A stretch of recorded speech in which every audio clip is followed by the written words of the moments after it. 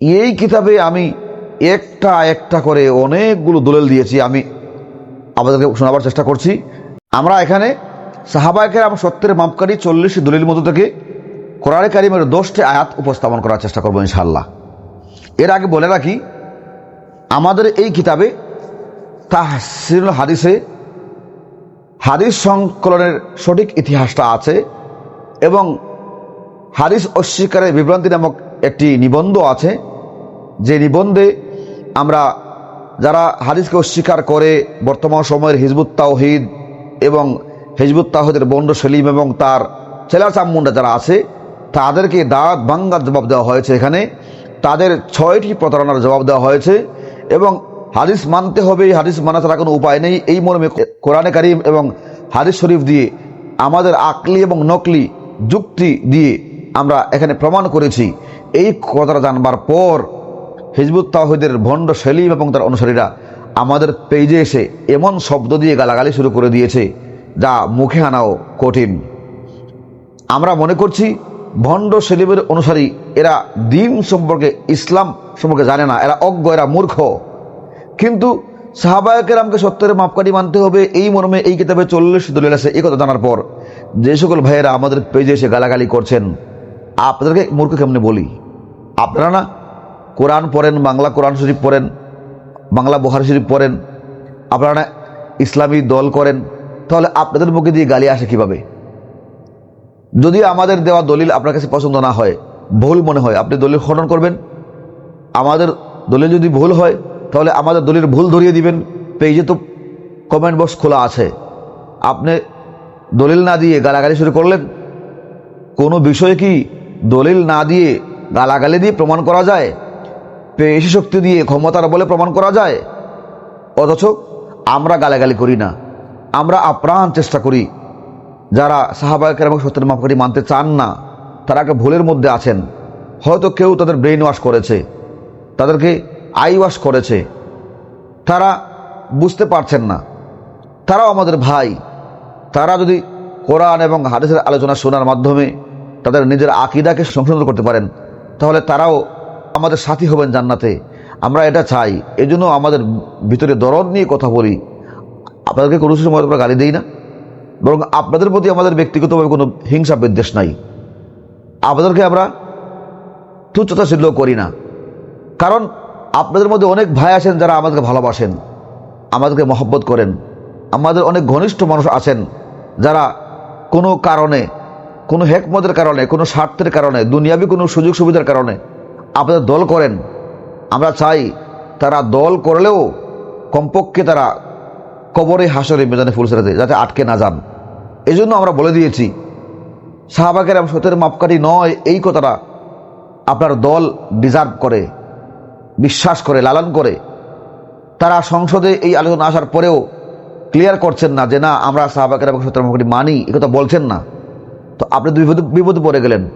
তা আপনার জন্য ব্যক্তিগত পরিসরে আপনি সাহাবায়ে কেরাম সত্যের মাপকাঠি মানবেন, যদি আমাদের এই দলিলগুলি বুঝে থাকেন, বুঝবার চেষ্টা যদি করেন। কারণ আমরা অনেক বিষয় আমাদের ব্যক্তিগত জীবনে অনুসরণ করি যেটা রাষ্ট্রীয়ভাবে অনুসরণ করা হয় না। আমরা কি নামাজ রাষ্ট্রীয়ভাবে আদায় করি? রাষ্ট্রের পক্ষ থেকে কোনো তাগাদা দেওয়া হয় যে আপনি নামাজ যেতে হবে? করা হয় না। তো রোজার জন্য কোনো তাগাদা দেওয়া হয় না? দেওয়া হয় না। এমনিভাবে পর্দার জন্য, এমনকি হারাম থেকে বেঁচে থাকার জন্য, সুদ থেকে বেঁচে থাকার জন্য রাষ্ট্র বলে আপনাকে না। কিন্তু এমনও হাজার বিধান আছে যে বিধানগুলো আমরা ব্যক্তিগত পরিসরে, পারিবারিকভাবে, সামাজিকভাবে মেনে চলি। ধর্মীয় বিধান রাষ্ট্র আমাদের সেখানে নির্দেশনা দেয় না, বরং অনেক ক্ষেত্রেই রাষ্ট্র এর বিরুদ্ধে অবস্থান নিয়েছে। তো রাষ্ট্র যদিও আমাদের ইসলামের বিধানের বিরুদ্ধে অবস্থান নিয়েছে, আমরা আমাদের পরকাল চিন্তা করে রাষ্ট্রে আমরা আছি ঠিক, রাষ্ট্রের অন্যান্য বিধান মানে ঠিক, কিন্তু যে সকল বিধানগুলি ব্যক্তিগতভাবে, ব্যক্তি পরিসরে, আমাদের পারিবারিকভাবে, সামাজিকভাবে মানা সহজ সম্ভব, সেগুলো আমরা মানার চেষ্টা করি এবং মেনে চলি। ঠিক তেমনিভাবে আপনি যদি মনে করেন যে আপনার দল ছাড়তে পারছেন না, আপনার দলে আপনি একটা অবস্থানে আছেন, সুযোগ সুবিধা ভোগ করছেন, আপনি যদি ঘোষণা দিয়ে দেন যে সাহাবায়ে কেরাম সত্যের মাপকাঠি আমি মেনে নিয়েছি, দল থেকে বহিষ্কৃত হয়ে যাবেন, এমন সিচুয়েশন আপনি থাকেন, তাহলে কমপক্ষে আপনি ব্যক্তিগতভাবে আমাদের এই দলিলগুলি পর্যালোচনা করে, কিতাবগুলো পড়ে অথবা আমাদের কাছে শুনে একটা একটা করে দলিলগুলো শুনবেন, শুনে আপনি মনে মনে হলেও ইয়াকিন রাখবেন যে সাহাবা কেরাম সত্যের মাপকাঠি, তারা সকলেই অনুসরণীয়, তাদের কারও সমালোচনা করা যাবে না। এমনকি ইতিমধ্যে তো আপনাদের হয়ে গিয়েছেন যিনি আমাদের একজন আলেম ছিলেন, আমাদের তিনি ভুল বুঝে হোক আর কোনো লোভে পড়ে হোক তিনি চলে গেছেন আপনাদের কাছে, তিনি তো এই কথা বলেছেন, তিনি তো আপনাদের মধ্যে গিয়ে আপনাদের পক্ষ হয়ে বক্তব্য দিয়েছেন।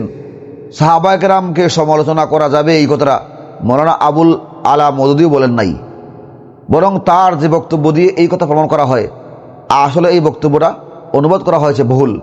তিনি বলেছেন, নবী ও রসুল কে সেवा किसी को तनकीद से बालातर नहीं समझना। নবী রসুল ছাড়া কাউকে তনকিদের ঊর্ধ্বে মনে করি না। এই তনকিদটা এটা উর্দু তনকিদ নয়, তনকিদ উর্দু হইলেও তর্জমা হইতো সমালোচনা, আর এইটা যেহেতু আরবি তনকিদ, তিনি আরবি বুঝাইবার চেষ্টা করছেন। তাকে নাকি কেউ প্রশ্ন করছিল যে আপনি এটা কেমনে বললেন, নবী এবং রসুল ছাড়া কাউকে সমালোচনার ঊর্ধ্বে মনে করা যাবে না, তাহলে তো আপনি সাহাবা কেরামের সমালোচনার দরজা খুলে দিলেন। তিনি বলেন, না, আমি তো এটা বুঝাই নাই, আমি তো বলি নাই সাহাবা কেরামের সমালোচনা করা যাবে, বরং আমি তো বলেছি, আমি যে তনকিদ শব্দ ব্যবহার করেছি এটা আরবি তনকিদ, এটার অর্থ হলো যাচাই বাছাই, মানে যাচাই বাছাইয়ের ঊর্ধ্বে মনে করা যাবে না, যা পাবো তাই গ্রহণ করে ফেলবো এমন হবে না। যদিও মৌলানা আলী হাসান ওসামার এই বক্তব্যটা জোরাতালি।